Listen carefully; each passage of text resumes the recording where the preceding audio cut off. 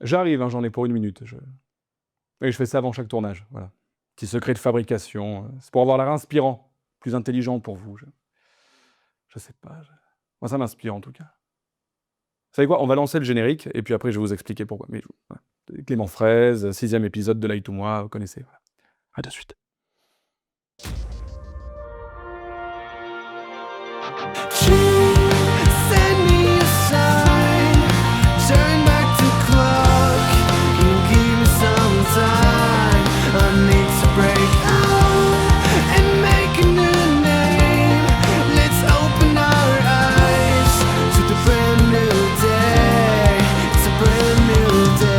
On a tous un jour essayé de se donner du courage en gonflant la poitrine, en redressant les épaules ou en se tenant droit comme si on jouait dans une pub pour des montres de luxe.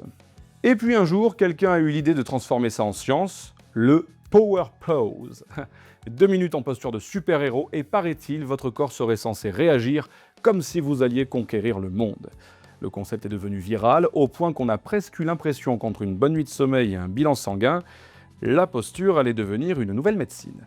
Avant de devenir un phénomène mondial, le Power Pose est d'abord né d'un terreau scientifique beaucoup plus ancien, celui des théories de la communication non verbale, des études sur la dominance animale et d'une vieille idée psychologique, le corps influencerait l'esprit autant que l'esprit influence le corps.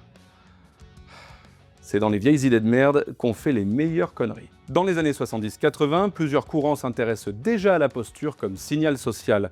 En éthologie, on montre que certaines espèces adoptent spontanément des postures expansives pour intimider ou séduire. Gorilles qui se dressent, oiseaux qui hérissent leur plumage, chats qui arrondissent leur dos, l'idée implicite, la taille perçue envoie un signal. En psychologie sociale, on étudie en parallèle comment les humains lisent ces signaux.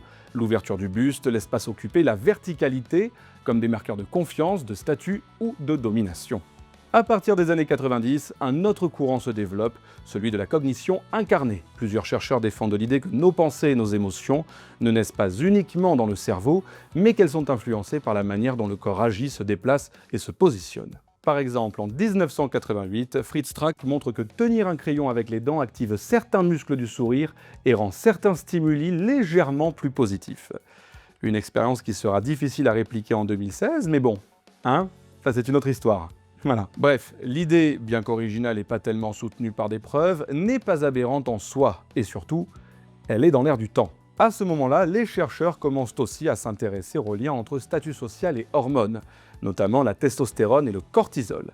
Lorsque certaines personnes se sentent dominantes, assertives ou en contrôle, leurs niveaux hormonaux changent légèrement. Alors, pas suffisamment pour expliquer toute la psychologie humaine, mais assez pour intéresser les chercheurs. C'est dans ce contexte précis qu'arrive l'équipe d'Amy Cuddy, Donna Corney et Andy Yap au tout début des années 2010. Ils ont une intuition. Si adopter une posture dominante modifie la façon dont les autres nous perçoivent, est-ce que ça pourrait aussi modifier la façon dont nous nous percevons nous-mêmes? Mais surtout, est-ce que ça pourrait se voir biologiquement? En clair, est-ce que faire comme si peut suffire à déclencher un ressenti interne de puissance? Alors sur le papier, c'est séduisant, hein. Pas de méditation, pas de psychothérapie, pas de stage de développement personnel en Bretagne de 3 mois. Non, c'est un torse bombé à la Superman et en avant Guingamp. La Bretagne, du coup. On y revient toujours. Leur article de 2012 est donc construit comme un pont entre dominance animale, non-verbal humain, cognition incarnée et physiologie du stress. Et le protocole est simple, hein. Ouais. Ah non, simple, oui, c'est simple. Trop simple, on pourrait dire. Alors, en fait, ils ont placé des participants dans une posture expansive ou contractée et ils ont mesuré la testostérone, le cortisol, la prise de risque et l'auto-évaluation. Résultat initial, gling gling, un putain de jackpot académique. Les capacités de décision augmenteraient, la testostérone grimperait de 20%, le cortisol baisserait de 25% et les participants seraient plus confiants. Ah non, plus dithyrambique que ça, c'est un papier de Raoult, donc... Ah bah d'ailleurs à l'époque c'est explosif, hein, ça coche absolument toutes les cases. Une idée scientifique mais sexy, facile à expliquer au public, facile à enseigner dans les écoles de commerce, facile pour vendre des formations, facile pour faire des conférences TED. Que demande le peuple? À part des preuves, des fois. Si, des fois, si. Des fois il y a 2-3 connards, dont moi, on me demande un peu des preuves, mais à part ça. Alors quand je dis scientifique mais sexy, pourquoi l'étude explose médiatiquement? Eh bien parce qu'elle raconte une histoire extrêmement séduisante.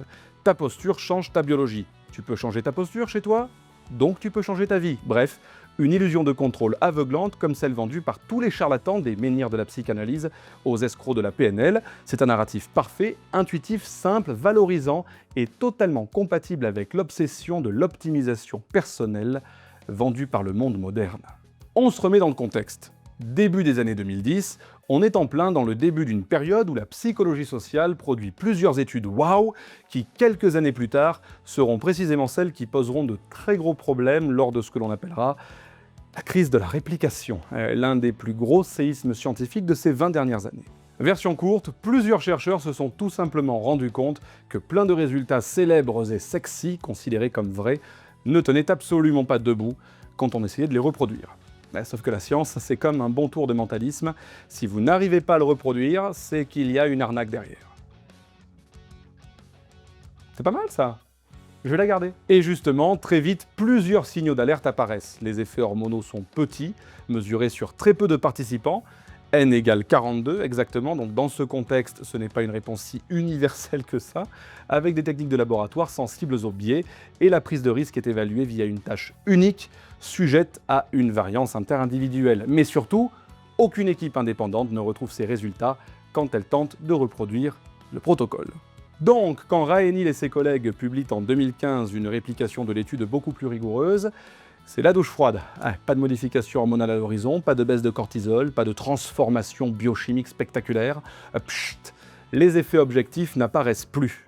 Évidemment, pas d'augmentation de la prise de risque non plus. Les seules choses qui restent sont des effets subjectifs sur la perception de contrôle. Subjectifs, donc les effets les plus fragiles, à vrai dire. Autant dire que tout le côté super-héros version endocrinologie s'est fait la malle dès qu'on a sorti un protocole indépendant un peu solide. Et c'est là que l'histoire devient intéressante scientifiquement, je veux dire, vraiment intéressante. Car les chercheurs n'ont pas conclu que rien ne se passait, ils ont conclu que quelque chose se passait sans doute, mais pas là où on croyait. Ouais, parce que pendant que les médias continuaient de parler du power pose comme d'un hacking magique et que Madame Curie là, faisait ses TED Talks, les chercheurs sérieux, eux, affinaient le modèle. Non, la posture ne modifie pas le système endocrinien, soit, mais elle pourrait fonctionner comme un rituel interprété, un signal que nous nous envoyons à nous-mêmes, une sorte d'autosuggestion non verbale, pas magique, pas hormonale, mais psychologique. Un peu comme la fameuse méthode Coué, qui, elle, date du début du XXe siècle. D'ailleurs, je pourrais vous en parler un jour, de ce très cher Émile, mais plutôt dans un épisode d'hypnose.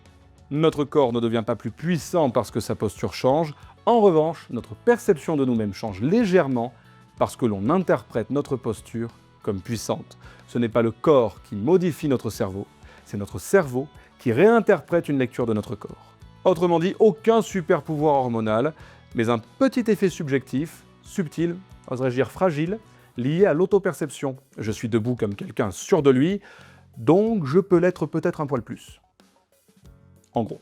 Et c'est ce que les méta-analyses concluent. Les power poses n'ont pas d'effet physiologique robuste, mais elles peuvent provoquer un ressenti de contrôle, un sentiment d'assurance, pas par magie, mais par la manière dont nous donnons du sens à notre propre posture. Et alors, finalement, c'est peut-être ça le plus beau. Enfin, je veux dire, c'est peut-être la partie la plus solide, la plus humaine, la plus utile. C'est qu'il n'y a pas de transformation biologique, ok, mais il y a une transformation de notre attitude, et donc pas en réaction à quelque chose, mais comme une auto-permission. C'est pas rien, ça replace la psychologie là où elle était censée être depuis le début. Pas dans les muscles ou dans les hormones, pas dans la soi-disant énergie corporelle, mais dans la façon dont on construit son expérience subjective en fonction de ce que nous sommes en train de faire ou de vivre. Ah ouais, non, mais d'accord. Voilà, pour demander Mindlayer 8, Bruno 22, il y a du monde, mais alors dès que ça devient un peu... il n'y a plus personne. Les mecs sont déjà tous chez Amixem en train de regarder 1000 couches de terre glaise, c'est bon. Ça montre aussi la limite de ces approches qui veulent absolument tout réduire au biologique et qui oublient une dimension clé des interactions, l'autre. Ah oui, dans une interaction, il y a moi, hein, et puis il y a l'autre, du coup. Parce que si je me tiens plus droit, les gens penseront plus facilement que j'ai confiance en moi.